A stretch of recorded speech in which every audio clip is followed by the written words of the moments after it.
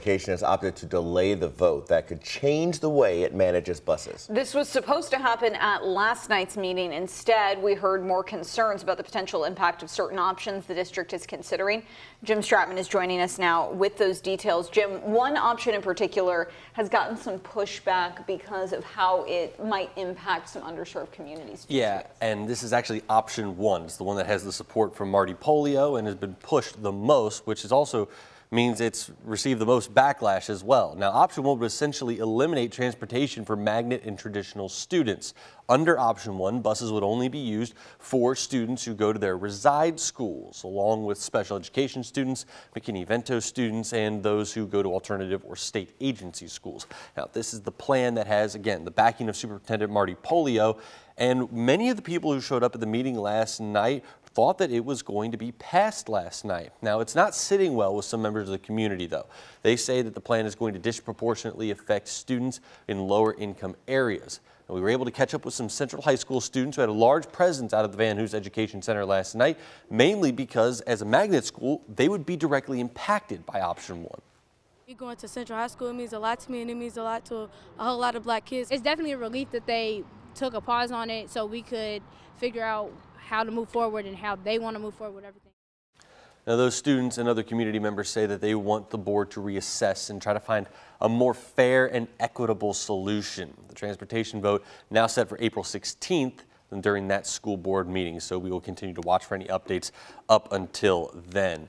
Now, the board chair, Corey Scholl, said that they delayed that vote to have more time to process the recently released Alpha Route audit, which examined delays from the start of the school year. I'll have a closer look at that coming up here in the next half hour.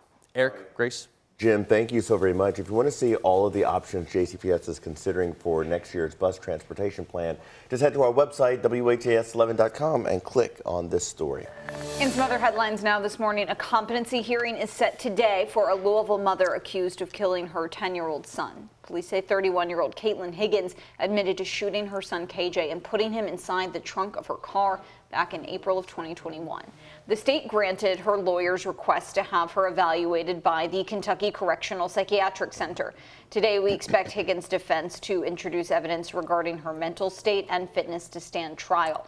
Higgins is charged with murder and tampering with physical evidence and has pleaded not guilty. She's currently being held in Metro Corrections on a $500,000 bond. The man at the center of the investigation the night Breonna Taylor was killed is now heading to prison. A judge sentenced Demarcus Glover to 7 years for complicity to trafficking in a controlled substance. Those charges date back to 2020, July of 2020 specifically.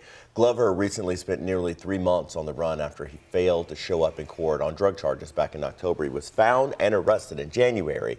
Now he's still facing other drug-related charges and is expected to be back in court in April and then again in May. Police were executing a warrant for Glover the night Breonna Taylor was killed. We're taking a live look now at what is left of the Francis Scott Key Bridge in Baltimore, which is basically nothing. You can see the cargo ship still that crashed into the bridge there, trapped in the wreckage. We brought this all to you as breaking news yesterday on GMK. In some new drone footage, you can see the impact of that collision. We really weren't able to see much yesterday. Today, investigators will continue trying to figure out exactly what happened, but rescue crews have stopped their search for survivors. Based on the length of time that we've gone in this search, the extensive search efforts that we've put into it, the water temperature, that at this point we do not believe that we're going to find any of these individuals still alive. Officials in Maryland say a container ship crashed into the bridge when it lost propulsion as it left Baltimore. Video shows the ship hitting a support column before the entire span of the bridge collapses. There, you see that moment right there.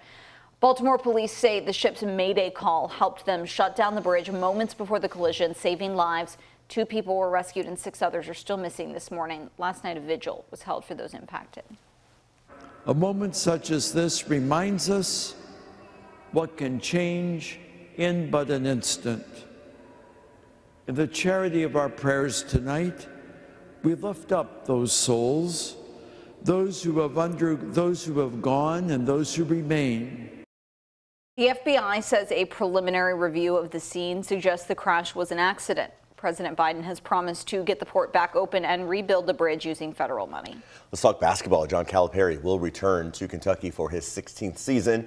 Late last night, the university confirmed it's officially sticking with its longtime head basketball coach. In a statement, UK Athletics Director Mitch Barnhart said, quote, "As we normally do at the end of every season, Coach Calipari and I have had conversations about the direction of our men's basketball program, and I can confirm that he will return for his 16th season as our head coach." This, of course, comes after some intense speculation about Calipari's future after losing so quickly in the NCAA tournament.